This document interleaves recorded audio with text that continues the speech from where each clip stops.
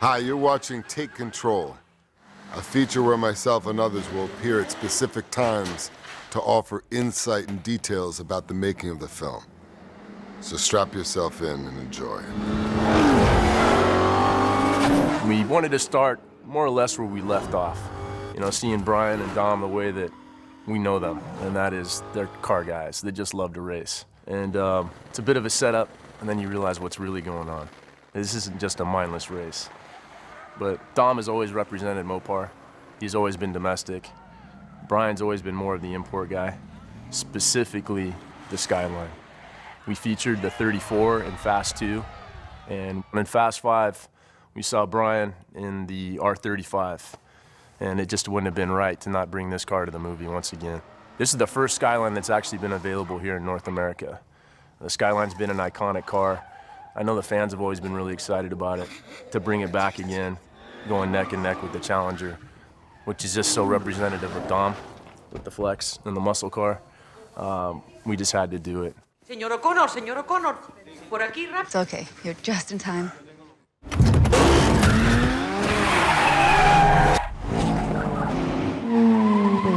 Fast and Furious 6 is, in essence, the last film in the second trilogy that started with Fast and Furious, not to be confused with The Fast and the Furious. Fast and Furious was released in 2009, and that was the first film that partnered myself and Justin and regrouped and reamassed the whole cast. When you watch the film, you'll notice that the title says Furious 6 and not Fast and Furious 6, and that was by design from the very beginning. This chapter of the Fast franchise was always supposed to end with Fast 5 and Furious 6. And when you see the tagline on the posters and the DVD covers saying all roads lead to this, that's truly why Fast and Furious 6 exists. It's supposed to wrap the mythology and just kind of end this chapter and at the same time launch the franchise into a whole new direction. Special Agent Hobbs. Riley Hicks.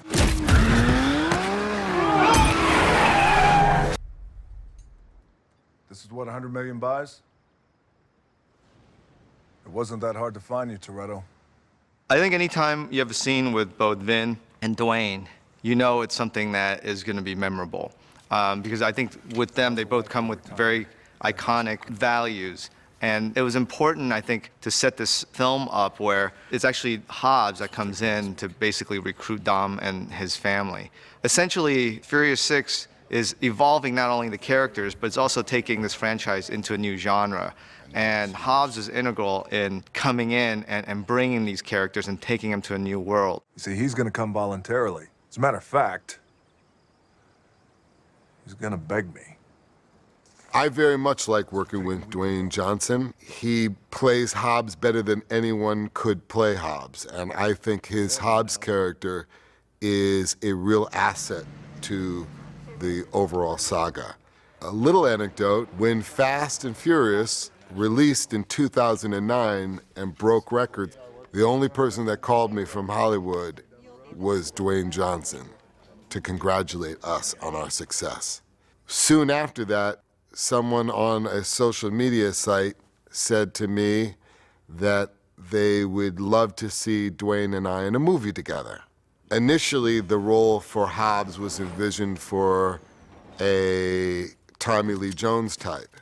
And when Dwayne Johnson took control of that role, he made it his own and brought something unmistakably powerful that we've been able to explore as the films progress. I need your help, Dom. I need your team.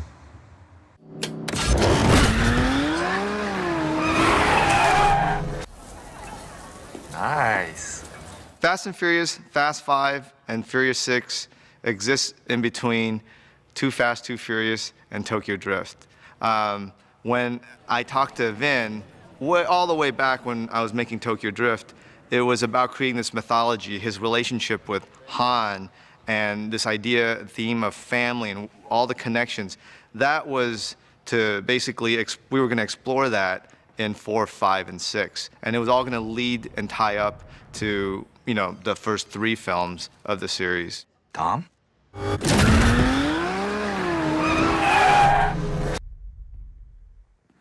Thank God. The first time the team is brought together in Fast and Furious 6 is at a headquarters that has been provided by Hobbs. Our characters are expecting to receive money and payment for the job that they're being presented with. We quickly find out in the scene that this is about something much more deep and significant than just money. Get us to Letty, we'll get you Shaw, full pardons all the way around. These scenes with the whole cast are the most chaotic and probably the most stressful in the best of ways and the worst of ways. Because ultimately, you know, all these characters are such a big part of the franchise. They come with a lot of history and legacy that they, you know, the actors care about very much. And I want to respect every character, regardless if it's number 1 on the call sheet to number 30. That's something I take a lot of joy in doing. But at the same time, it's exhausting, not only in making sure that everybody's ramped up creatively to the right place, because in this cast, you know, you have Vin, who's, you know, a New York trained actor, to, you know, Paul, who his process is very much more instinctual, to Tyrese, who has more of a music background. So I have to make sure that I take care of everybody and I can showcase them, because they're there the whole day. You know, when you see a scene like this, it might be 2 minutes, but it takes forever to shoot because of all the different eye lines and coverage, and they have to do it basically 100 times. That's the deal. Take it or leave it. Guys, I got the Rover. Okay, well, I got whatever the hell that thing is. The flip car is fantasy fulfillment. The flip car is an opportunity for us to push the realm of car racing or car action sequences to the next level.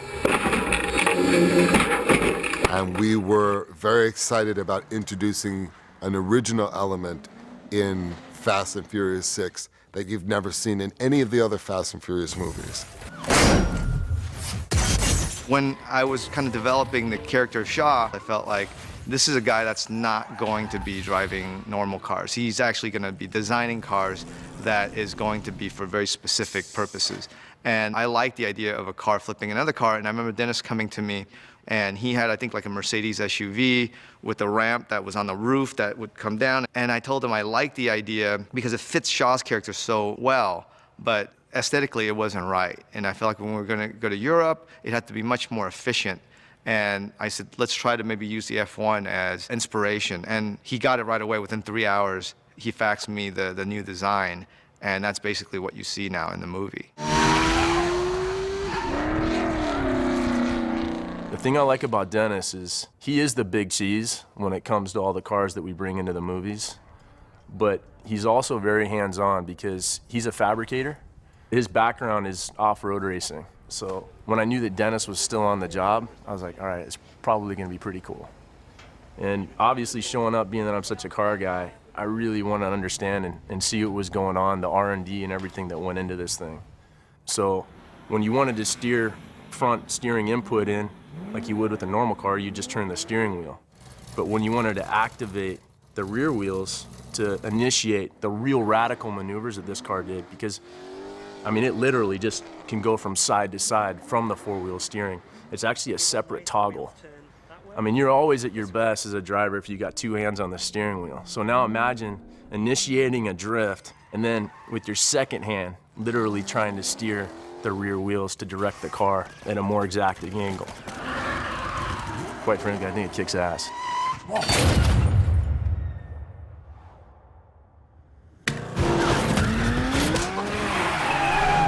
The preparation for this Fast and Furious film was different than anything I've ever really tagged before. And I thought it was going to be cars, but instead, the training that I'm getting is for a massive fight sequence between Gina Carano, who's freaking amazing, by the way. She's so cool. She's a professional MMA fighter, for those who don't know. It was about a month and a half of strenuous workout sessions. I feel like both Michelle and Gina knew the importance of this, and the challenge I posed to them and also the crew is that let's not just make this a good fight. Let's make this the the best fight in cinema history. Why not? You know, like, we have the opportunity. And so everyone took that to heart. So on the day when we were on location, which happens to be basically 5 floors below the ground, and there was no elevator, the crew had to carry everything down. It wasn't a sound stage. I wanted it to be authentic. I wanted the actors to feel the location. And so once they got there, they were so pumped up. You know, I remember we would start rolling around 7 a.m. And around 10 a.m. I had to pull the actors back and say, you gotta just pace yourself a little bit because we still have a full day of work. And I actually had to convince Gina Carano to try to be a little tougher on me because, you know, I think, you know, with all of her training, she was fearful that she might snap a bone by mistake or something. And the stunt doubles did, you know, amazing tumbles for the sequence. They took some hard hits. And me and Gina took some hard hits, just getting it done and trying to make the best show for you. So I hope you guys enjoy.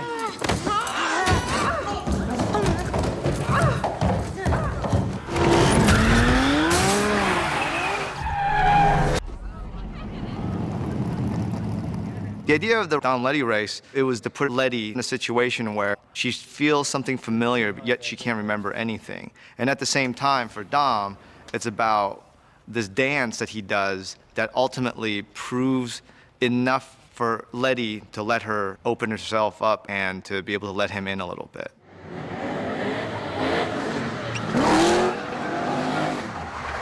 It's such an important sequence. I'm proud because we were able to shoot all that in 2 days. Just like old times.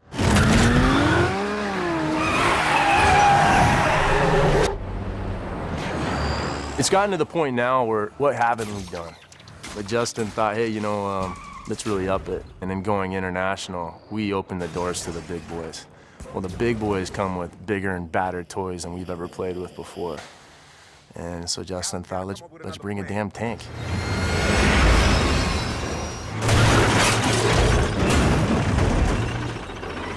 They were nice enough there in Tenerife and the Canary Islands to let us use a stretch of highway that it was a brand new highway. It hadn't been opened yet. They probably shouldn't have let us use it.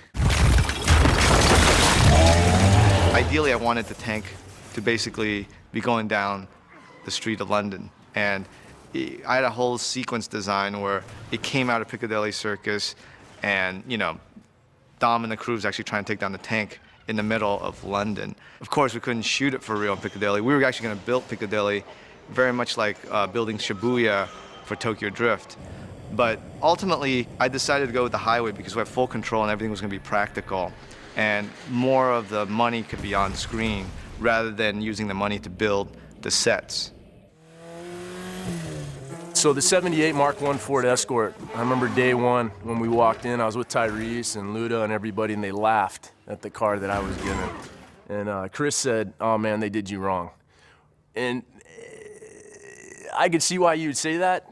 I mean, it doesn't maybe necessarily have the pop that the other cars have, but overseas, this car is really iconic. This car, it just crushed, it dominated the rally circuit for a long time. This is the late 60s, early 70s. And considering what we were doing action-wise in the movie, I felt that it was actually the most suited car. Now, it's a 4-cylinder, it's carbureted, it doesn't have a ton of power, but it's so light, it doesn't need the power that the heavy domestic cars do. So, especially when it comes to jumping and pulling off all the heavy maneuvers, the car actually suited me just fine, and I love driving on the right-hand side. I love it.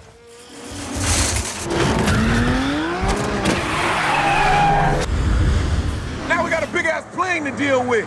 That ain't a plane, that's a planet. I always love doing everything practically because there's something that is magical, you know, and visceral. And to have a real Antonov was basically impossible. So I felt like it was important to basically build parts of the plane.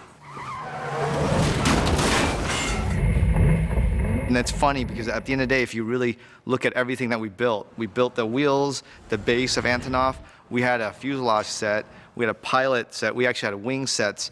If you put it all together, we basically built an Antonov.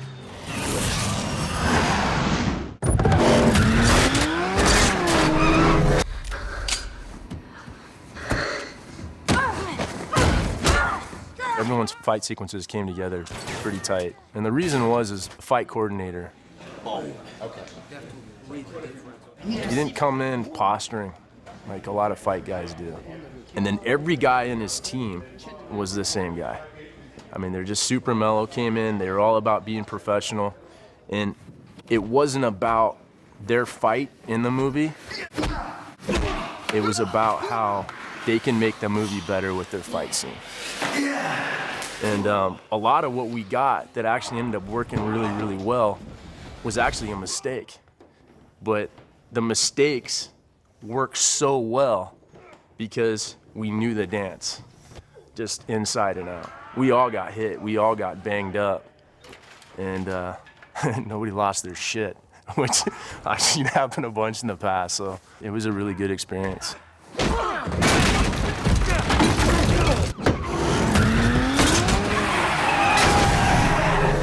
We building the car? First car better be a Charger, Jack. Now, you're looking at a situation where these guys who were running on the wrong side of the tracks are all of a sudden given pardons. And they're allowed to come back home to the United States and live as law-abiding citizens of the United States of America. And when thinking about that and the responsibility that that holds, and then thinking about the lifestyle, something doesn't match. So I would find it really interesting to see, where this goes. Would a Letty character want to stick around if she's not living the fast life? Would any of the characters want to stick around if they're not living the fast life? And I think that that's an interesting question. Thank you. Good luck. The first Fast and Furious was released in 2001. That was a film we shot in 1999, the last year of the last millennium. And there was a very important scene there where my character tells another character to pray. Scenes like that set us apart from what people's expectations were about an action movie. Our movie was backed with real heart. To be able to return to that set, that exact location that I was filming in 1999, in 2012, was surreal. You'll see at the end of the movie how much of an homage we paid to the first film when we end the movie on a prayer. For all the choices we've made, because that's what makes us who we are. It's been a great ride to be a part of this franchise. When I came on to do Tokyo Drift, I literally had just done basically a credit card movie right before it. And to be able to be handed over the reins to the franchise and to try to do something to evolve it, I feel lucky to have Universal as a partner. But at the same time, to be able to make 4 movies, I give a lot of credit to the audience, to the fans, because sequels don't just happen, they are earned. As I'm kind of ending this chapter, I feel great because I feel like the franchise is in the best position it's ever been. And I remember calling Jason Statham and asking him to come in and do the tag. And I feel good about that because, not only is it in the best shape, I feel like I'm handing it off, and I'm kind of excited to see how the next chapter is going to be told. Dominic Toretto. You don't know me. You're about to. As soon as you was questioning if we can outdo and top Fast 5, I welcome y'all to the set. Fast 6. Fix your face.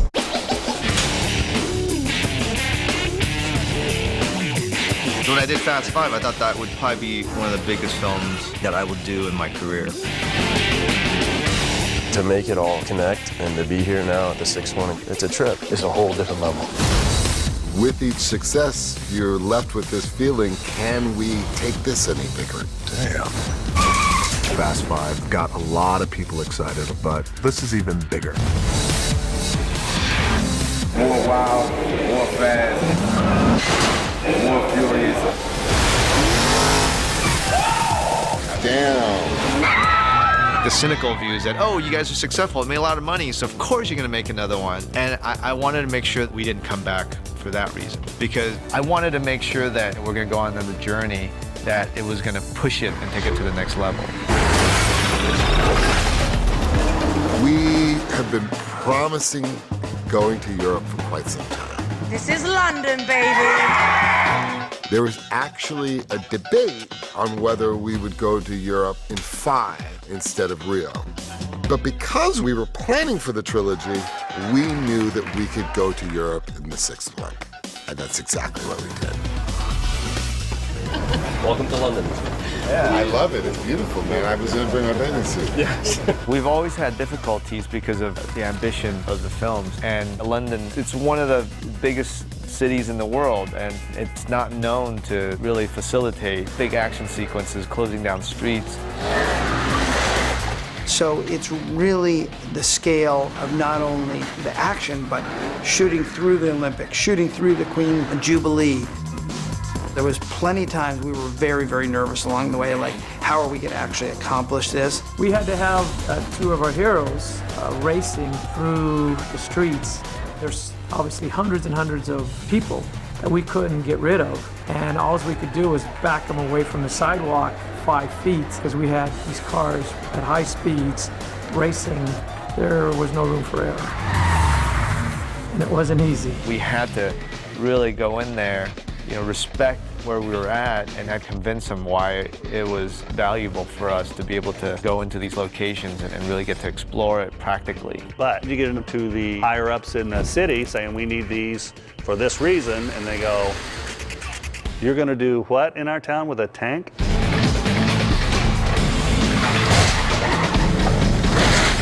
And then it usually comes back, no, you're not using this location. I actually had designed the tank sequence to be going through London. I mean, we were gonna build this city block of London in a back lot. But when we went on the scout in Tenerife and Gran Canaria, they took us to some of the highways, and I remember thinking, wait, these highways aren't operational at all? So I thought, oh, this is better than London because it's not artificial. Everything we do is going to be practical. And to have a government that was that open to say, hey, yeah, come over, and we have these brand new highways you can wreck.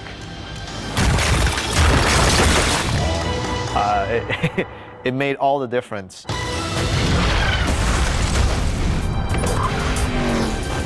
Yeah, what's involved in driving this tank then, mate? A lot of hard work. I think what's going to separate Fast 6 from Fast 5 is really upping the ante when it comes to the action. Fast 6, Justin wanted to go big on everything, every level. When people wanted to try to back it down, Justin would just push it forward. I just felt like on this one, we go big or we go home. Looking back, Fast 5 serves as a great launching pad for the action sequences that come in Fast 6. I think Justin did an outstanding job of building off of that platform that he laid there. The one thing that I've learned about the crew that I work with is that nothing is impossible. I find Justin incredible in the fact that he has to design things in his head that we don't even think about. And we can have the car come in. Yeah. But he's also able to think in minute detail about the narrative and the characters. That's what separates him from other action directors. He cares about the story as much as he cares about the action. Last one was great, flowed out, but I'm just saying, let's just take a little bit more time. Got it. In this one, Justin really was like, you know what? I want to give everyone an opportunity to do some cool stuff. In Fast 4 and Fast 5, I didn't get to do much action, and I always told Justin, listen, I want to be a badass. I want to do it all. And when we had the conversation before this one, he was like, okay, Gal, you're going to have a lot of action in this one, so get ready. Justin has always been incredibly good with what made character special. Yeah! So there's a tremendous amount of goodwill for these characters. Yeah! We're all just so blessed to be a part of this because it keeps getting more and more fun. We already have that rapport, off camera. Wow. So it was nice to explore that and be able to share our relationship in front of the camera. Live on set. I think that's why people relate to these guys, because everyone feels that. I love action, don't get me wrong. But at the end of the day, what is it that you're rooting for? We want you to root for Dom and Brian. There's so much equity in the Dom-Brian relationship that it always gives me a little comfort coming into the film. It was just a couple weeks ago, Vin stubbed his toe, and I felt so bad for him. He was limping everywhere. He stubbed his pinky toe. I mean, man. You know, it hurts. We've really gotten into a rhythm, Vin and I, as much as I think it's still a challenge to understand one another. It's because we come from two completely different worlds, and I think that's a big part of the reason why it's worked. Ride or die. Ride or die. I'd have to give a lot of that credit to Vin as a producer. He's just done an incredible job of keeping up with the fans and keeping the heart. You can always have things blow up, but ultimately you can't keep that going forever without heart. Can't turn your back on family. Even when they do. The overriding theme for this franchise has always been about family. When it really comes down to it, it is the people around you, and it is the place that you call home. And that's really where we're trying to get with these three films, and it all comes together in this one. There's times where it's really not a scene anymore. Vin coming up and, you know, playing Uncle Dom. What's up, Uncle Dom? We do that in our real life. Yeah, he's also a Toretto. So it's funny, just as it's grown, we've grown with it. So to be in the Toretto house at the end, that's something that was very fulfilling our final day. Action. All right, y'all, let's eat. Does any of this feel familiar? No, but it feels like home. I remember seeing the first Fast and Furious. I was just in film school, and that house, what that meant to those characters. Wow. First bite, he's got grace. And now, 12 years later, to be able to earn our way back there, that really is the anchor for these characters. We can go around the world and do all these crazy stunts and scope and everything, but ultimately it's to service the journey home. It's official. You're all free. I feel like Fast and Furious has been such a big part of my career, my life, to be able to find an organic way to close out this chapter. It was very emotional for me on many levels. I was standing, you know, by the barn, I remember, and in the midst of all the crew and the cast, you know, I was just by myself in that moment, just kind of taking it in, and how my first time there was actually from the other side of the screen, and now standing there and saying, okay, this is it, and you know, I've done everything that I've wanted to do, and to be able to walk away, having it be my decision, that to me felt complete. It felt right. Ladies and gentlemen, that is a picture wrap on Jordana and Tyrese and Sung and Chris and Michelle, and last but not least, Vin Diesel.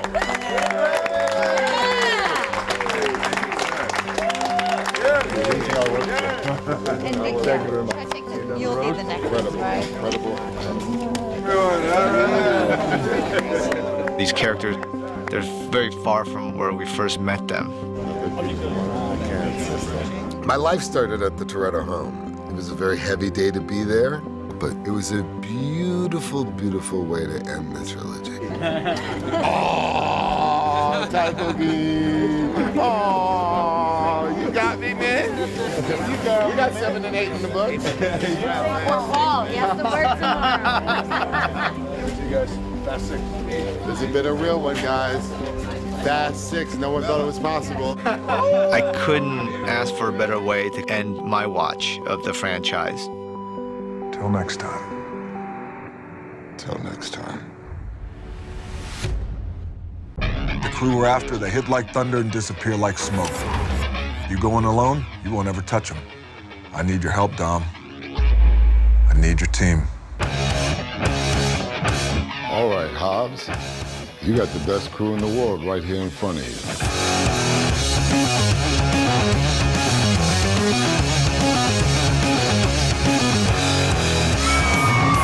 There's something that happens when we make our way to the set the first day.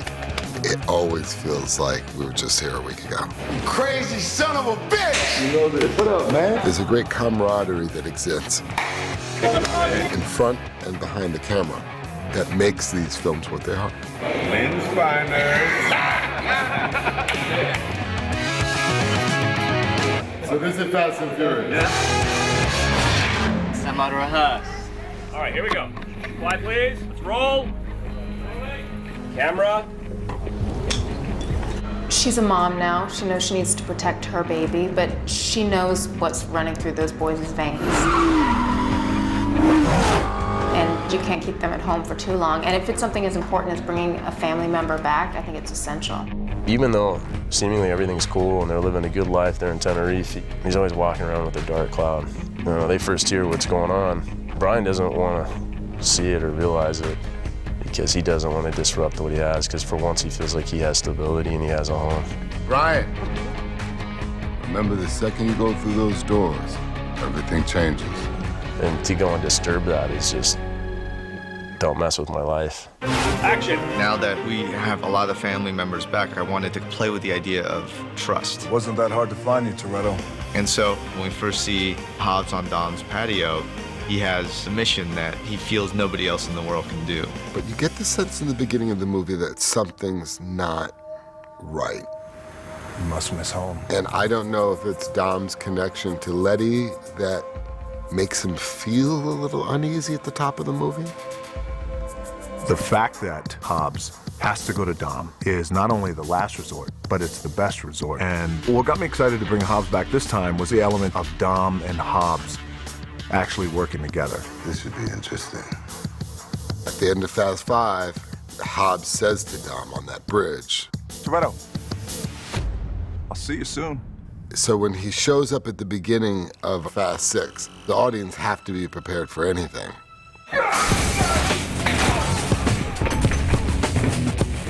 I like to think of that relationship as brothers who have had to fight one another to prove the worthiness of their brotherhood. Hobbs doesn't want to enforce the law. He wants to exercise justice. We're going to witness his arm explode live on set. In Fast 6. I'm a part of the Mile High Fun Club. Cheers! But when that call came in, even in the middle of my partying, 1 second, please. you know, it doesn't matter what I'm doing, I'm gonna show up and contribute in a way that only I can. Why do I smell baby oil? You keep running a pie hole, you're gonna smell an ass kicking. From back in Too Fast, Too Furious, I've established that I have a problem with authority. And I'm almost the voice of the people, you know, because Dom has this voice that's so deep. It's almost like you can get caught up in what he's saying, like the strings just start playing.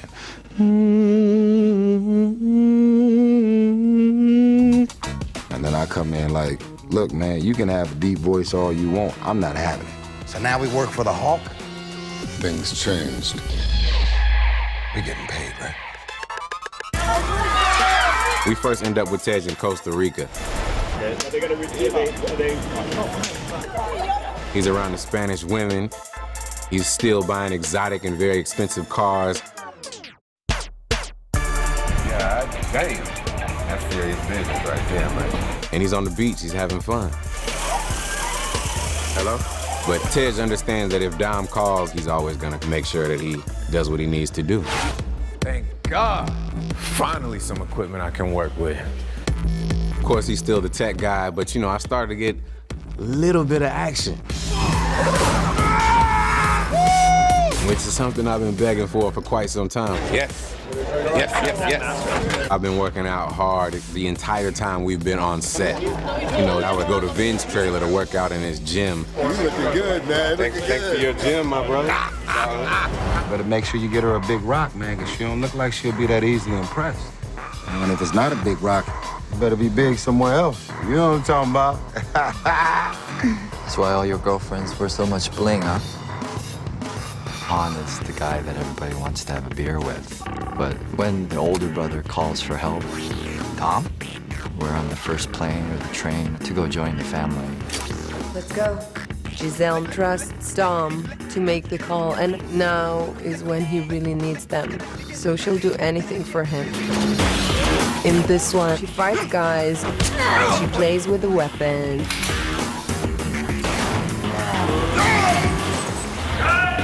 She flying off of motorcycle, airplane. It's like Superwoman. So this is worth billions. price, huh? Name your price, Dom. This team, we are not driven by money. We live by a certain code, and you know, the money gives you access to certain things, but money never buys happiness. It never buys family. And that's why this theme of family continues through the franchise. The great thing is that, you know, our cast genuinely likes one another. We all get along. We have so much fun. We laugh each and every day with each other. I was talking to Vin today and I said, no, it's been like 10 years. And he's like, 14. I mean, it's been practically 14 years, which is so crazy. And it keeps getting more and more fun. It's like a traveling circus.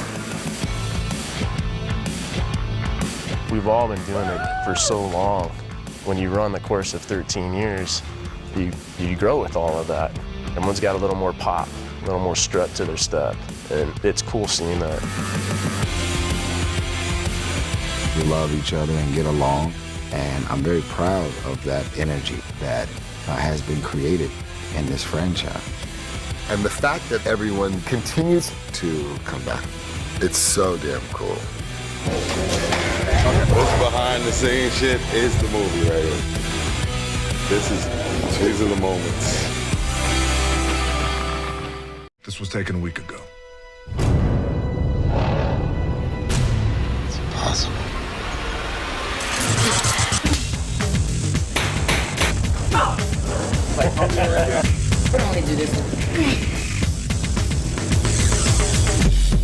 I found out that there was a tag ending, post-credits of Fast and Furious 5, with me in it. You need to look at that. And I was like, oh, that's interesting that my best friend Vin wouldn't call me and tell me. You believe in ghosts? Would have been nice for somebody to call, you know what I mean? We never really confirmed that she was dead because we never showed you a body. Taken a week ago. Dom had to re-evaluate what's truth and what's not truth. This is exactly what cops do. He's messing with your head. Your past is not necessarily your past. Definitely saw it was you. She looked that at me, bro. It's always an extremely hard decision to bring somebody back from the dead, and we thought really, really long and hard about, would the audience go with it? Could we come up with a good enough story as to what really happened to her? Michelle really loves that character. She was very sad that, you know, Letty was killed off. It was a loss for me, because I love independent women. And she doesn't rely on any man. That's what I always loved about Letty. Figure it out. You always do. Even while we were doing Fast 4, there were people that knew Letty was not going to be gone forever.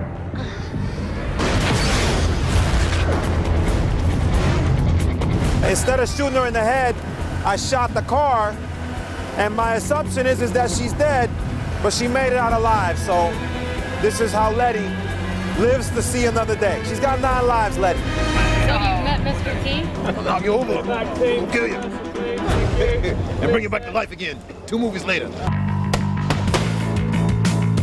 I know that this is something that Vin and a lot of his fans have been campaigning for over 4 years. I'm here for you. So I felt loved. You want an adrenaline rush? It'll be too large. Right here, right now. What's it gonna be?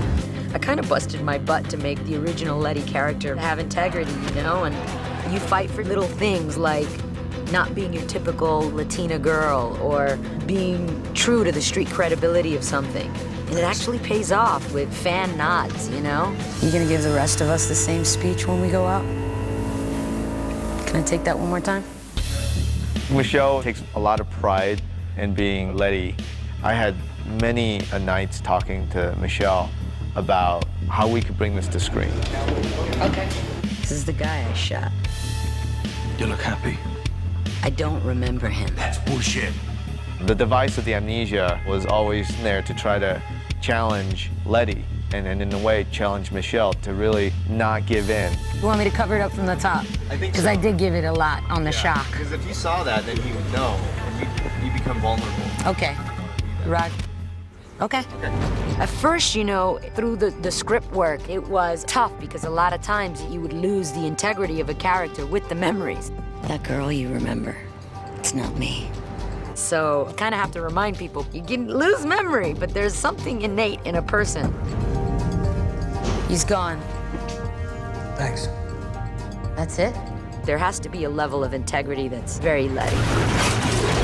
What the hell is wrong with you? This isn't part of the plan. She understands what her level is. Like, I will not go that far to survive. Sure, you don't have to do this. That pretty much set the tone for Letty throughout the film. I may not remember anything, but I know one thing about myself. Nobody makes me do anything I don't want to.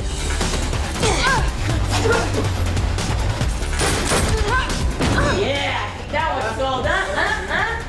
I gotta say, I love Letty. Bitch! I'm glad she's back, you know? Wrong team, bitch!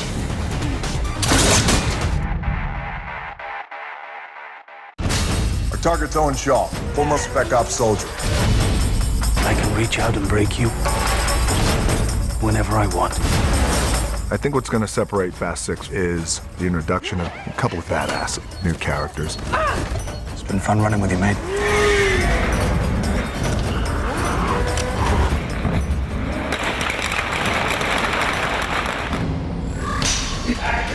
If Ivor is dead, he made a mistake. You make a mistake, you pay the price. For me, one of the big reasons to come back and do Fast 6 was to truly have an antagonist that's worthy of Dominic Toretto. These guys are common criminals. Tonight, these common criminals were seconds away from taking us down. I think we tend to really gravitate towards Dom and his philosophy. You have family and loyalty. So I wanted to create an antagonist that had the exact opposite philosophy. Team is nothing but pieces you switch out until you get the job done. There's never been an archetypal villain in this franchise, and that's really exciting. So it was a no-brainer for me. I think I'd rather come off than something you do. Oh, okay. So I can react to it. Luke does a lot of prep. He takes a lot of time to really kind of talk about why these characters exist, and it helps because he's able to instill that in every movement, every beat of his character. I think the simpler the better, because you guys are so well-versed. On a daily basis, Justin and I speak about Shaw and what's going on in the back of his mind, which Justin is very, very good at reminding you as your character why you would do what you're doing and why you're there.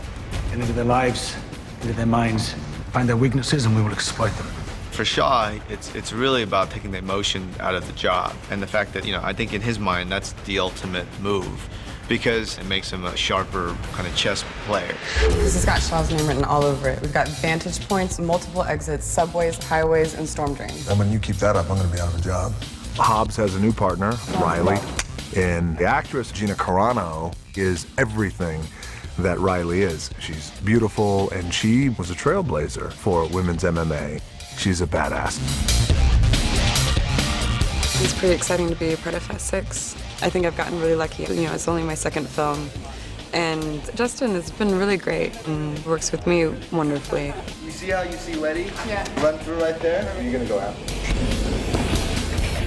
I think Gina Carano does such a great job, not only in her strong suit, which is the combat, but the way that she delivers her performance is so cold that it plays to her character in such a brilliant way. What the hell happened? We met Dom's girlfriend. She's lovely. I think that Riley's personality is stoic and very quiet and strong. There's power in being quiet and being in the background. Those individuals are the ones that you really have to watch out for. So the fact that Gina Carano, who is very shy, by the way, quiet, sweet, but when she says, I could probably unhinge your jaw with one punch. You gotta be careful. Please don't with me right now. I will kill you. It's not easy. Riley's character changed a couple times during pre-production, so Justin called me and he said, look, I think it would be better if Riley ends up being the mole. Coming, babe? Of course. At first I was like, oh man, But at the same time, as far as characters, I think it's much more fascinating to be the betrayer. Gina, how many more times do we need to do this scene where you're kissing a guy straight in his goddamn mouth? I need to know this. We need some baby wipes on set right now. We need cleanser. I look back through filming this and I'm just happy I was able to be a part of the family. Everybody was absolutely wonderful and very accepting, very warm. I loved every second of it. There he is. On it. The first real true action sequence in this one is the team versus team. That was all designed as an intro for Shaw and his team and the way they do business. Consider it in advance. For what? Next job, of course. Sure, he's always one step ahead of them in the film. Police scanner saying alarms are going off at Interpol headquarters. And I think it frustrates the whole team as to why he always gets away.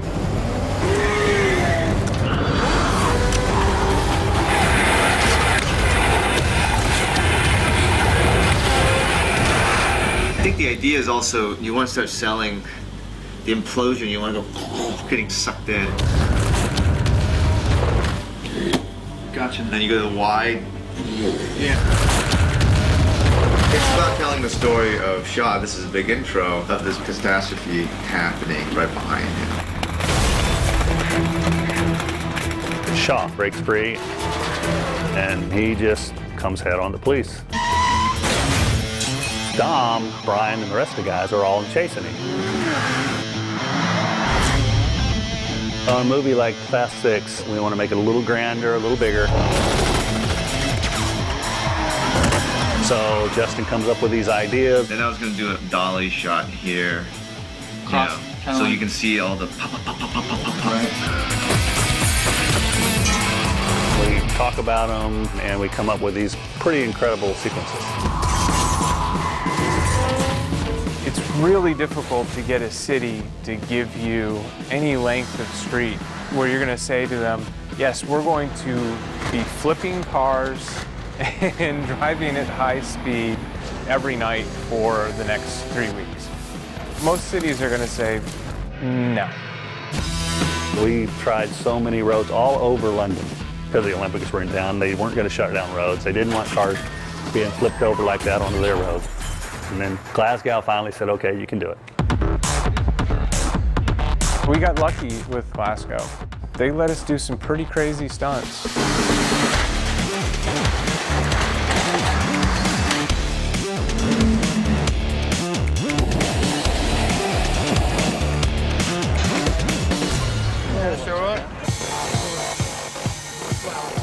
This is one of the bigger gags for the sequence we're doing tonight. It's where you first introduce Shaw. The two cars go head on and he flips the cop car. This is the big super cannon that's firing the police car, and it hits at about 45 feet and starts rolling. It's not just another car rolling like you usually see. The reason I like this special effects shotgun thing we're using is that it actually shoots the car out accurately in one straight line, and it gets it to roll many times so the cars have time to either veer around it or hit it. And because we're able to control this roll, we're able to put cameras in a better position to tell the story. The door's like right here, so it's right in your face when the car comes through. Spiro likes to cover it from as many angles as possible. So sometimes they would have 12 cameras covering a stunt. I want to sing to remember where all the cameras are. We also had the Omnicopter, and the guys had to go over the top of buildings and swoop down into the cars, and some really cool shots. The primary challenges in a visual effects sense is that it's Glasgow, it's not London. So strategically taking those buildings and replacing them with computer-generated versions of buildings from London. Justin, he's always happy to use visual effects, but if it's a car stunt, we'll do it full scale with a real car. Everything in that sequence pretty much was practical. The vehicles, what they did was practical. We're always doing real stuff. Sometimes you have to do it for real. It looks a million times better. I've seen it with guys every once in a while, and they're a little squeamish about this or doing that. I'm like, bro, sorry, you got the wrong job, man. We're making an action movie here. Maybe you should think twice before you sign on to doing one of these. You know, it's like... I flew all the way across the country, and he tells me he's gonna get a close-up of my knuckles, and then I got 5 days off. Justin Lin, ladies and gentlemen. But have you seen his knuckles? Have you seen his knuckles? Got his own little holes to showcase the knuckles. So there's no other black guy in London that can give you the complexion of these knuckles. They auditioned several knuckles. It didn't work out. To really have the challenges of the actors wanting to do it.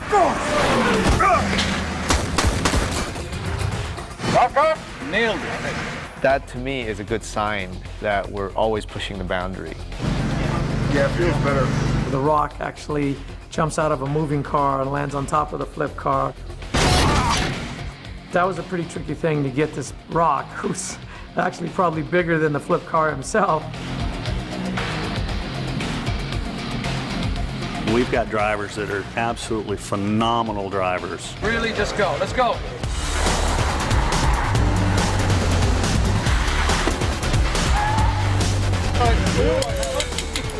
This will be Han Giselle, supermodel. Yeah. You have to trust the guy that's beside you, in front of you, and behind you. So by working together cohesively as a group, everybody really bonds like a family.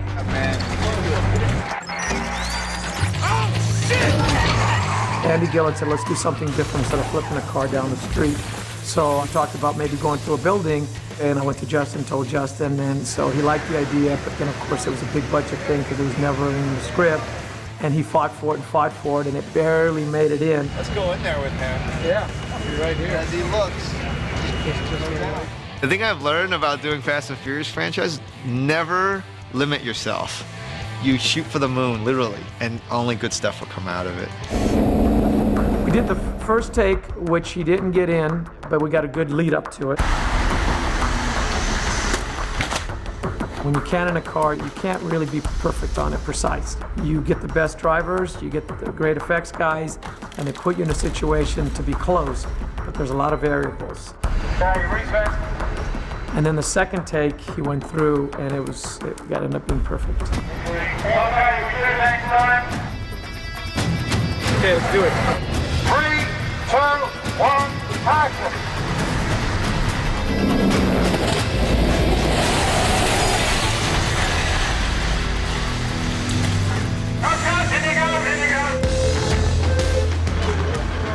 We're in the corner. Oh, that was amazing. Look at that. Yeah. Driving the cars, it's just a ball. The grin on all the guys' faces every shot, they're just grinning, having a good time. And they should be. That's what it's all about. It's all about having fun. When you can work with people who love doing their jobs, only great things can happen from that.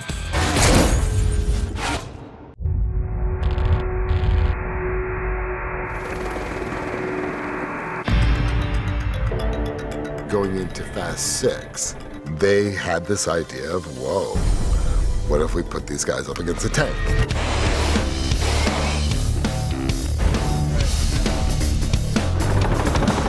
In the tank sequence, we had a lot of challenges. Anything that gets in its way, we're running it over. Bridges getting shot up. We're gonna do it practical. When you do it for real, is when it looks the best. All right, guys, listen up.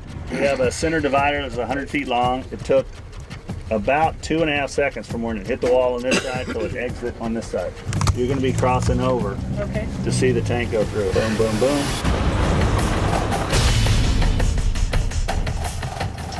For the tank sequence, it really ultimately is about how Dom and his team, how they improvise. Somebody better do something! I got a tank on my ass! Justin really pushed the fact to be interesting because of the characters. So each car is kind of involved in each one of those beats. I love the Escort that Brian drives. You have Han and Giselle on the motorcycle. Let's go. And of course, for Shaw. Shaw, you don't have to do this. Hey, tank. We had 2 real tanks. One of them had the full turret, which is 60 tons. Then the other one didn't have a turret on it. So we made a turret that was 20 tons lighter. So that was called the lightweight tank. And then we had 2 that we built on truck chassis.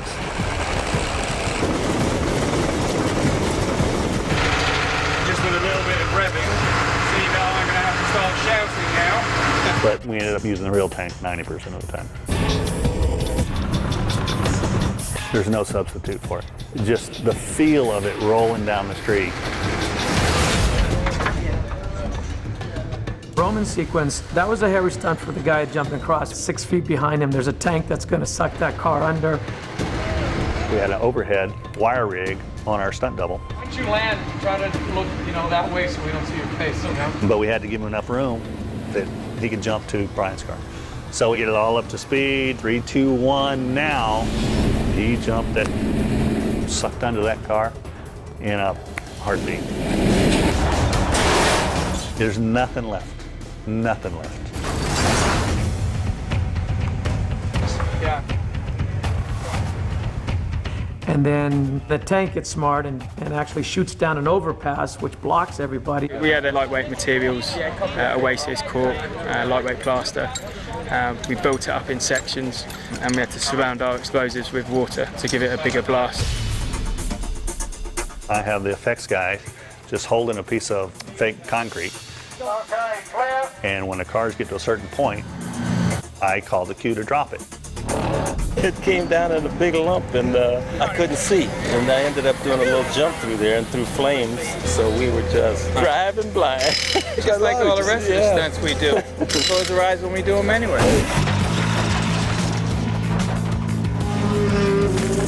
Screw it. Jump that Brian did to save Roman. We had our own challenges and limits because the road was only so wide and he had to land at a certain angle or he'd crash in the side of the dividers. I'm a little nervous of being further out when it gets to that wall on the other side.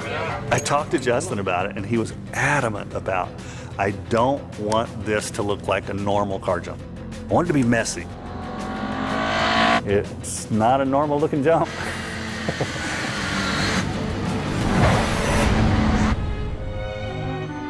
He is up there.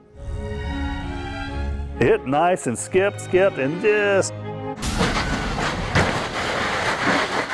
went over his roof the first time. Overjumped it a little bit. Got in another car, did it again, absolutely beautiful. It kind of come up, scooped out and hit, and away it went. Nailed it there, yeah? Yeah, it was a good one. Spiro asked me to come up with something that we could make a dolly track extremely quickly. Basically, it's powered by a 50-pound piece of bungee. It's a really cool shot.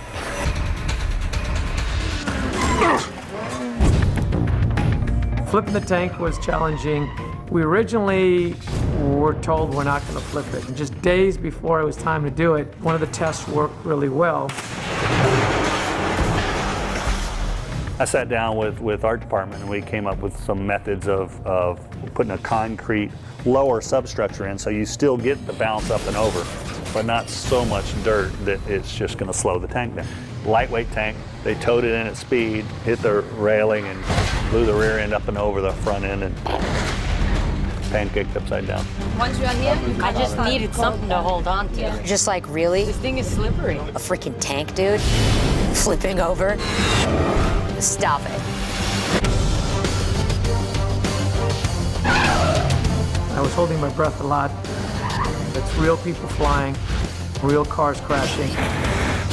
Everything we did for real. Number of cars we destroyed, 200, 300, but that's Fast 6. That's what it is. It's all about the cars.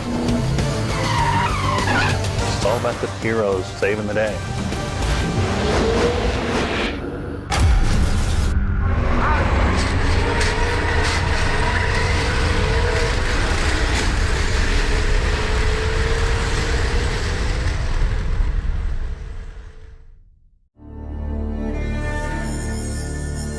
Here we are in Bentwater Air Force Base. We're about 2.5 hours outside of London filming a sequence for Fast and Furious 6. It's called our Antonaut sequence.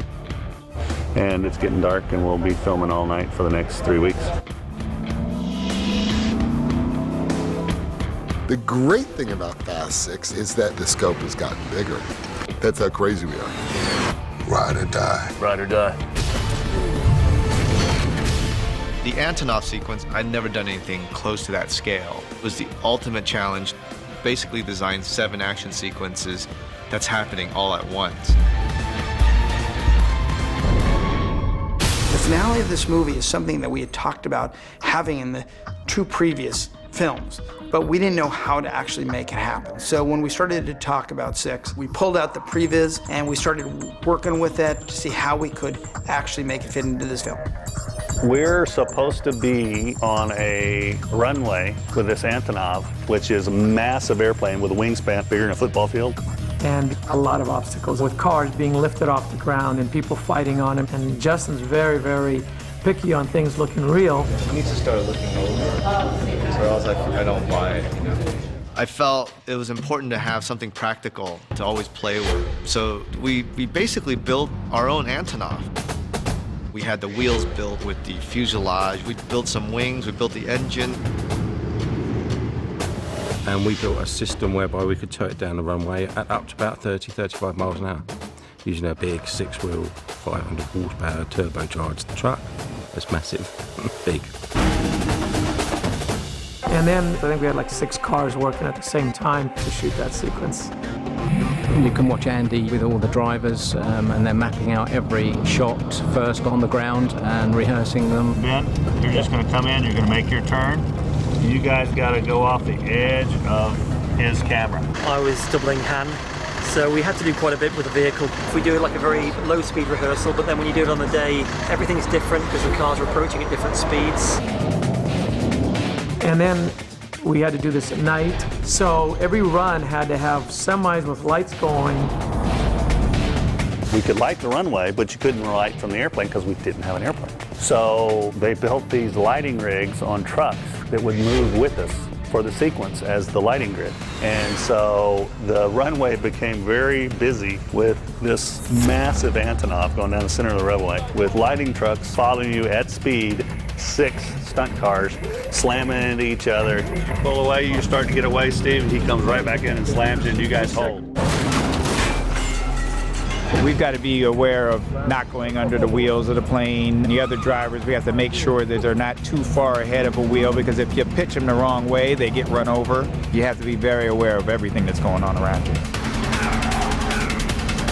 One of the gags that Justin wanted was that one of the cars gets knocked into the jet wash of the plane. Well, that was a tough one. You're trying to lift a 2.5-ton vehicle at speed. You have to have some big equipment to do that. Our team put it together. Tested it a couple of times, came up with this system here, and now it's D-Day. And away it goes. These release, go over here.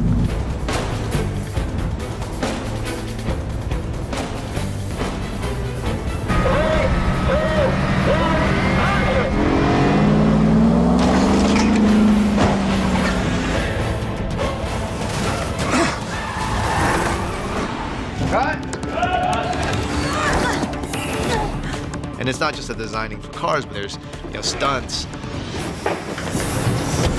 And for all these actors to go all out, that's a challenge in itself.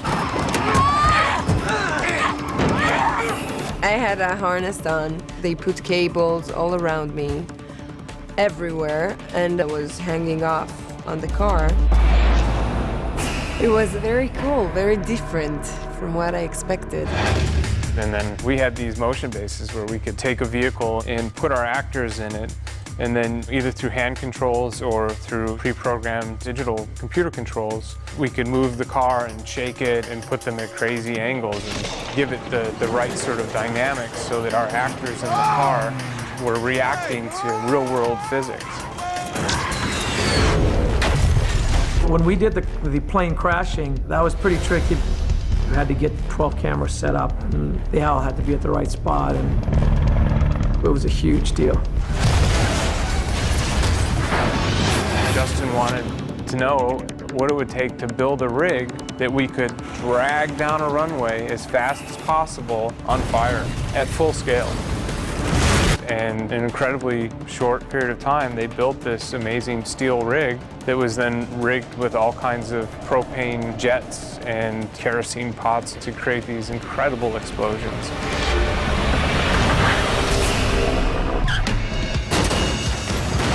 That fire you see and the explosions you see are practical. Our main hero, when he jumped out of the nose, that was real. His car flipping was real. The vehicles, when they lifted off the ground, they were practical. And the ADs and the stunt people, everybody did a great job. The bar was set high. And it's really a team effort that makes these films what they are. Everybody has to come together to be able to have that trust, to have that shorthand. It makes me want to keep pushing and try to find other challenges for us.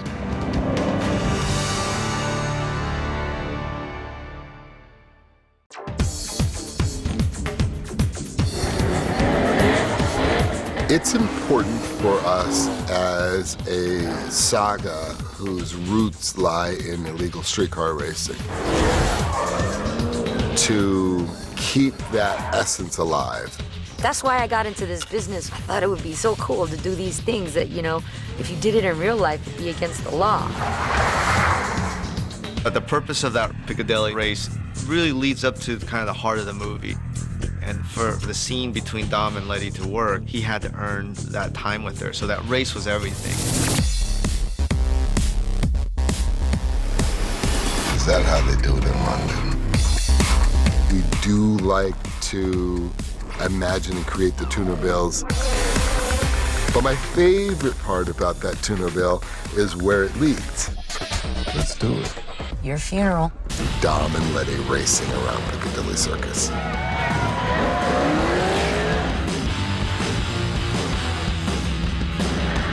We're in Piccadilly this evening and we're shooting Dom and Letty's race.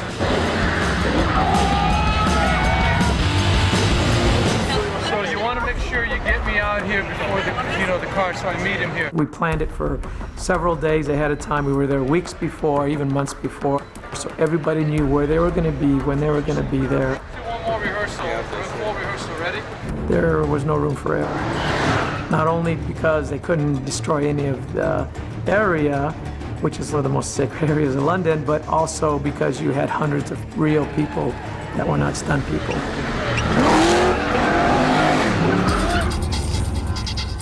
I was always trying to find the right time to bring out the Daytona. And so, you know, when Fast 6 came, I felt like, oh my God, the ultimate symbol of American muscle cars is Daytona running through the streets of London. This has to be it. I thought it was going to be hard to get this to perform the way we wanted to just because it's such a long car. 70s technology, completely opposite. Really performed well. Ben Collins drifted around corners super fast, and Mark Higgins drove a Jensen Interceptor. With all the vehicles in this franchise, it's very important for me that it's an extension of the character. And especially Letty, who cannot remember anything, what car would she build? It has to be the Jensen. Now she's in the UK, she's lost her memories, so that's the car that she would be drawn to. If she was looking around for cars and she heard the sound of a big black Dodge, whether she knew why she was driving it or not, it would be what she was attracted to.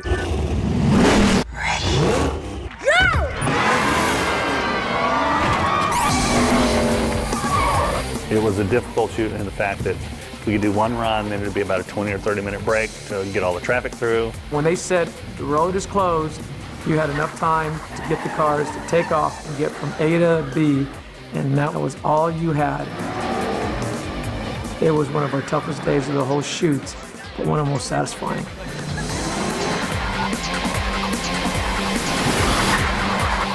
Just like old times.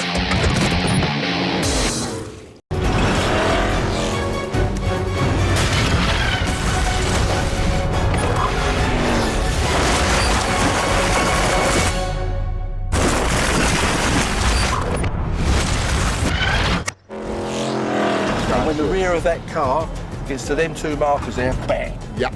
There you Okay. go. But you'll be past that and out Okay, there. good. When you get to the blue bridge, Yep. you stop. Just ease up, stop there, okay? The action increases on each one of these movies On this one, they turned it up so much. It's just crazy because, you know, to keep that authenticity right, to have the characters go through these explosions and drive through these explosions, it's kind of crazy. And yet, we wouldn't have it any other way. Shot's gonna shoot, and it's gonna, all these cars in front of you explode. All right, guys, everybody clear back. Clear back, please. Everybody back. Increíble, increíble. Estoy trabajando. Uniform. Pero tú sabes esto. Michelle Rodriguez once said, they're not fans, but a foundation. And that's true. It's a foundation that we work for, that we are inspired by. You know what the slogan for Fast 7 is?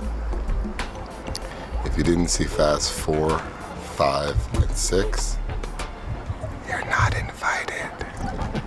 All right, here we go. Pictures up. You want me? You just have to hope that every crew member is alert and aware of what we're doing. You don't hit that turn right, it's not like you can press restart and start all over. And it's not a video game. Looks pretty good, Steven. That car will pick up. The explosions won't go until the rear of the car is at the explosions. Okay. So you'll pass them. Okay. Windows past them behind you. Okay. All right? All right. Roll. Here we go. Ready and action.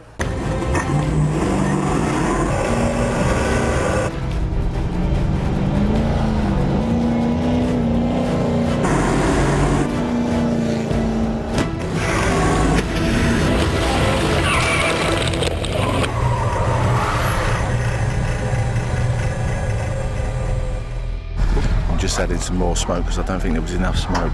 All good, Greg, all good. Awesome, all right, mate. Awesome, fantastic. Nice all right, job. that was really good. We made it. We made it. We did it. We did it. We're alive. We're alive.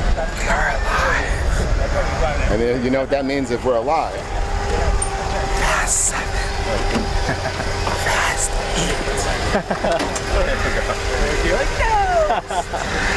8.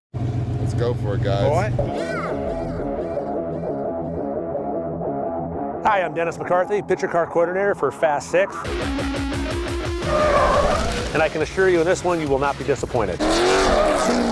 One of the nice things about working on the Fast movies is working with Dennis McCarthy. Dennis and those guys just kick ass. These are guys that actually live this stuff.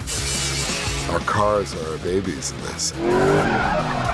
Our franchise holds them up on a pedestal.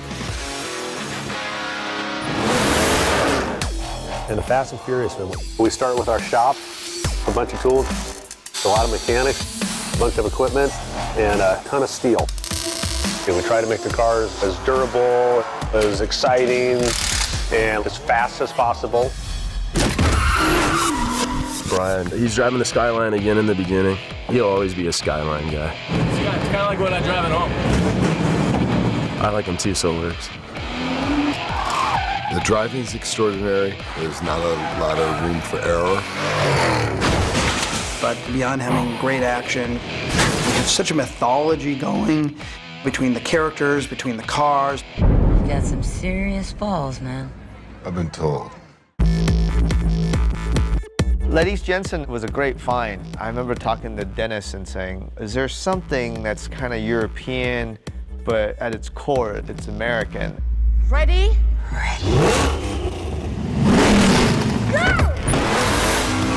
She's lost her memories, so it just came to me right away that that's a car that she would be drawn to. What else do you know about me? It has the Dodge engine, but it was built in the UK for Europe. V8 never could resist American muscle. Nothing left of the Jensen powertrain. Electrical was basically in a bare shell, assembled from that point. And it was just a perfect fit. One of the main acts of the movie is our guys are getting cars from a classic car auction. So it opened up that opportunity once again for exotic, European cars. We like the super cool looking cars, but when we're in the field, we also need cars that we can work with. In the tank chase, Tyrese has to get in front of the moving tank in this Mustang. Oh, shit! Super fast, it stands out. It is a really fun car. It's a pretty wild Mustang.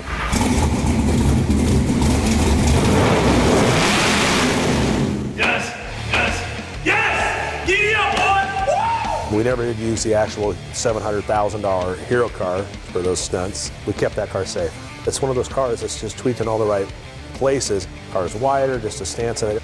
I mean, I'd say in the world of Mustangs, it's got to be in the top 3. In the Antonov sequence, we had the Dodge Charger.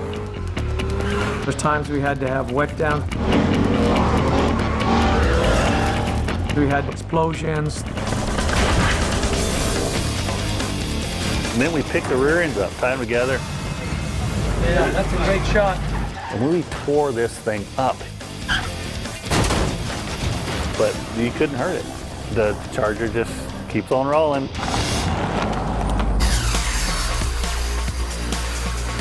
There's not a lot you can change on that car exterior-wise to make it look any better. The only thing we do is we lowered it, slightly bigger tire size, and I try to give it a military Secret Service look. The matte gray paint, blacked out the windows. They came out looking great.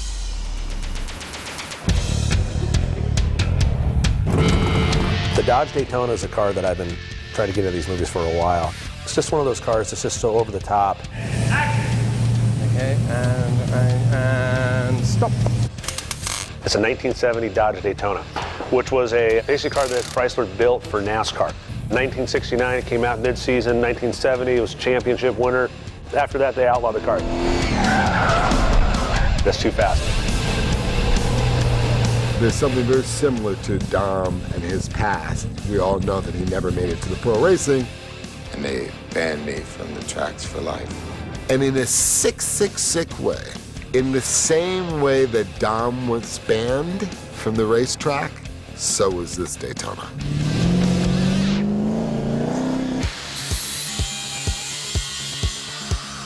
It's a car that we basically built from scratch.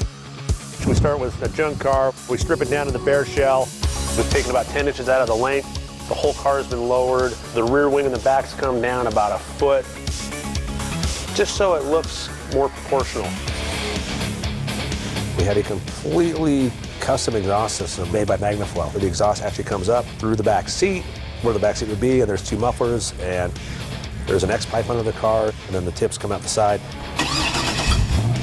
That car started, you definitely knew which car was coming to set. It's a beast. And we like staying true to characters in this franchise, so it worked. You got a death wish or something? That's what it takes.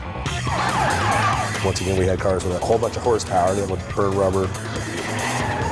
This has gone far beyond my expectations. I've probably built more Fast and Furious cars than everything else I've ever done combined. The sanctuary, this is the garage. The car stuff, it's in my blood. We're all little kids at the end of it, you know, every one of us. We have these kind of iconic cars, and I feel like they're very well integrated into this franchise.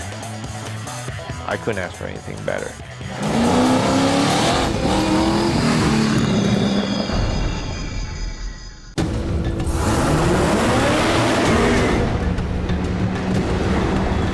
One of the most exciting things for me was the idea of the flip car.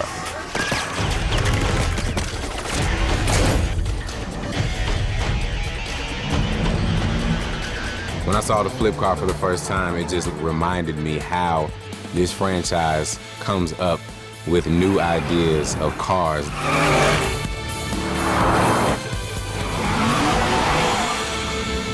And it blows my mind.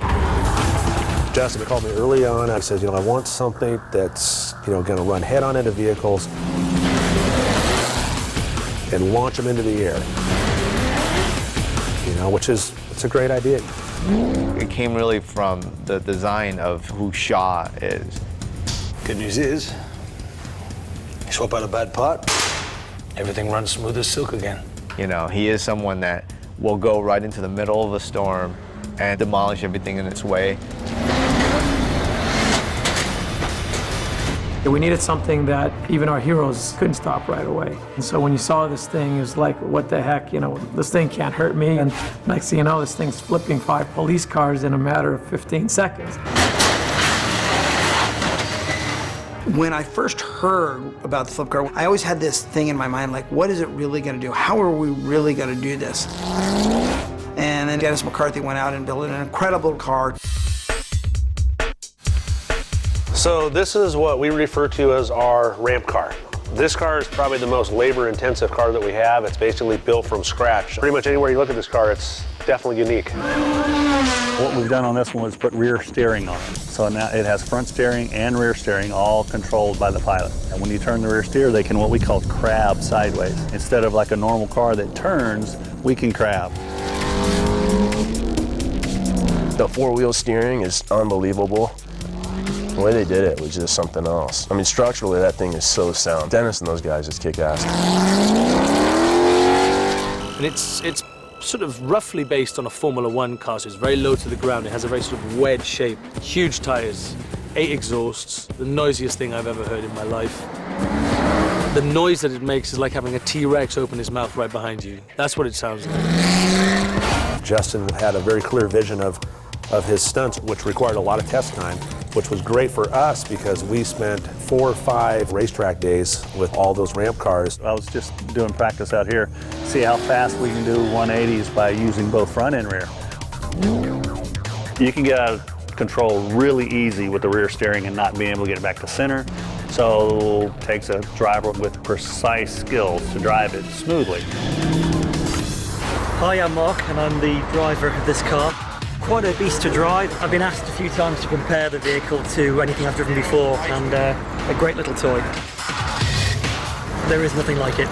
Really, she's quite a beast. When you have a machine like that and you sit in it and you have to do a scene in it, the job's almost done. So what? The next job, of course. And it works. It does everything it said on the tin. I mean, it's extraordinary. I mean, there's no faking going on here. I remember sitting down with Andy and Spiro and like, it's gonna be great, but you actually can't flip the cars. It's too hard. And I said, well, let's just try it. And then, you know, with Spiro, he's always up for a challenge. So we thought, okay, let's just do it for the lead-ups, and then we'll go and put a pipe ramp and make it look like the car's doing it and fake it. Well, we were surprised because this flip car really flipped the police cars higher than the pipe ramp actually did when we did it static.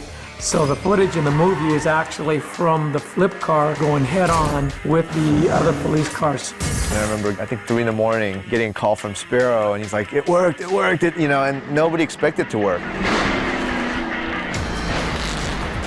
And we really had the guy driving the flip car. They really went head-on, and I can only imagine how it must have looked for this guy in his little tiny car heading head-on towards a car that was like 3 times the size.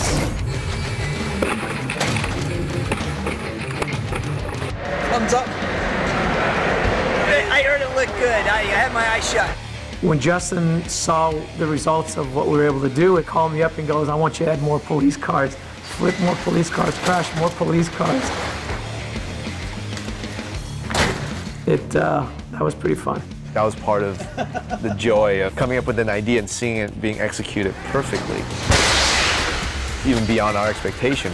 And that's a testament to, you know, the whole team. I love the flip car. I love the idea of it. I think that's what keeps people on their seats and keeps them in suspense, is always wondering what kind of car they're gonna have next. And we always surprise them.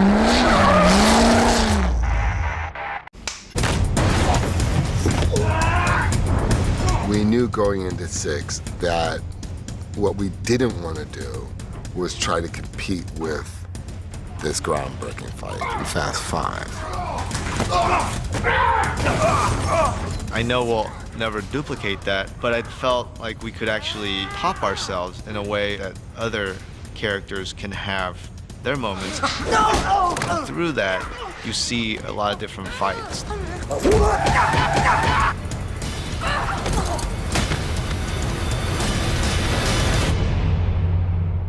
Nice and easy, guys. And 3, 2, 1, go. I've got a guy, Olivia Schneider, who I've used before on Safe House. He's done a film called Taken. Action! He just puts a little bit of a twist in it, and I think the actors, they like doing them sort of fights. Yeah, maybe Han kicking Roman. How about that? Okay. My first meeting with Justy, he was very concerned about each character, and he didn't want to do just a show with a fight. He wanted to explain something with a fight. I said, okay, let's go for that. For part of Brian's journey, it was important to put him in a space where he has to fight his demons. And I wanted to manifest that in this kind of solitary confinement. Well, it's a cat and mouse. I think you're under control, but you also have this rage. Once he's in there, you can see a dark side of Brian that you've never really seen before. And I think you realize just how twisted up he's been inside. Is this too much? And then from there, turn it over and stick him in the leg. We tried to recreate the jail in our dojo. And it's a really claustrophobic atmosphere, so all the move is really close, really dangerous, and it's really important to keep the rhythm intense. All right, guys, here we go. Rehearsal's up. Paul did very, very great because we rehearsed, I don't know, 3 days, just that. And he learned, you know, very, very, very fast. Oh, yes. Exactly. Yeah. He's very focused, and the way he sells the thing on the camera, I mean, the charisma is a plus each time.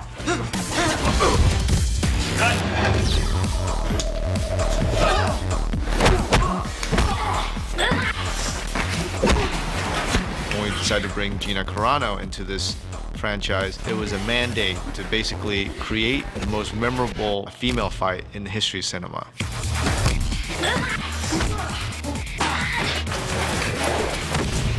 Anything less would be a failure. Gina was a trailblazer for women's MMA. Because she has so much experience as an athlete, we were able to incorporate all of that and really, really take our time to design a really intense fight sequence. Are you gonna do it to me? My first impulse was, no, guys. My little tiny ass against this MMA fighter who's like a wall. That's not cool.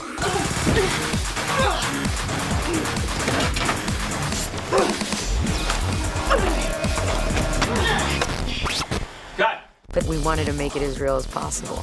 So the idea was creating a dynamic where I'm all about survival, and she's all about technique. On that one, huh? Pusher. Boom. Exaggerate a little bit, it's white. I did different types of fight training before this movie, and the stunt coordinator knew my background and my career, and he wanted to give a different look. And then my will is all fight or flight, and I'll do anything. I'll bite, I'll scratch, I'll kick, whatever it takes. Oh, I'm sorry, did I hit you for real? No, you're fine. You have two women who just inherently are born to get down. That fight is a hell of a fight. 3, 2, 1, action!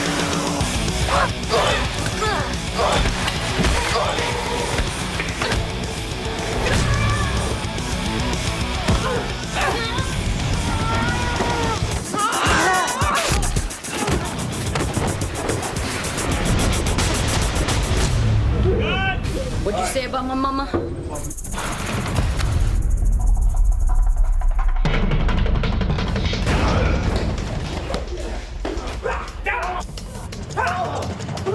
Rehearsing the fight, we call that a jar fight. It's supposed to happen in Waterloo Station.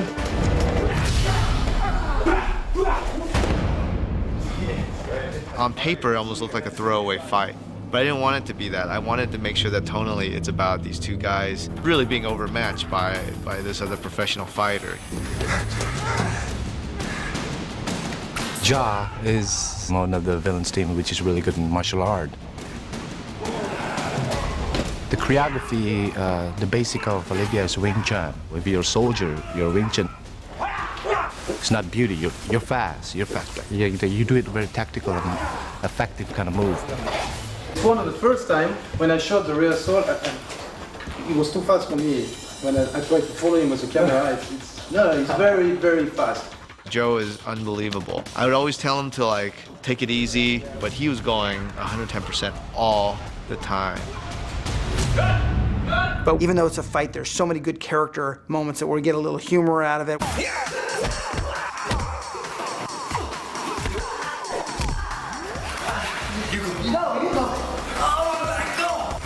Tyrese and Song, when they first saw it, they're like, wait, we're just gonna get demolished by this one guy? I didn't use the doubles on that. They wanted to do it. Do it again? I hope so. It's exceptional to have an actor to do that amount of work because so much value for the film. Roman is a top fighter, and Han is really great with the reaction. It's not just delivering the punch, it's the taking of it, and you've got to sell it. And he's done that really well. I think it's a bruise, bro. I just want to make sure you're all right. You want a Band-Aid? Let's move. 2, 1. The final 10 minutes of the movie, there's an action sequence that continues to build. It's a brutal fight. The stunt guys have spent an awful lot of time perfecting the style and the look, and they keep adding these kicks for me, which are great. It takes a lot of rehearsal, and you have to keep doing them all the time so your body remembers how they look.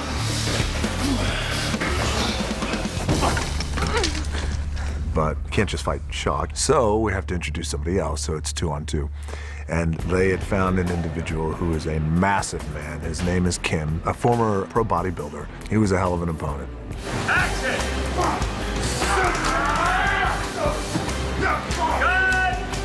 They bring in Kim, and it's like, God, it's gonna be hard to beat that one. Good luck. But when you have someone like Dwayne Johnson, it's very easy to work with him, and he has his own ideas about what he'd like to do as well. Vin is really precise on what he wants and knows exactly where he wants to bring his character, where he wants to bring the actions. I should probably get my foot to this side before I take the hit. And if you don't like a move, you can change. But if it feels good with the choreography, we are sure the fight will be good. Each move he did, you know, it's an explosion.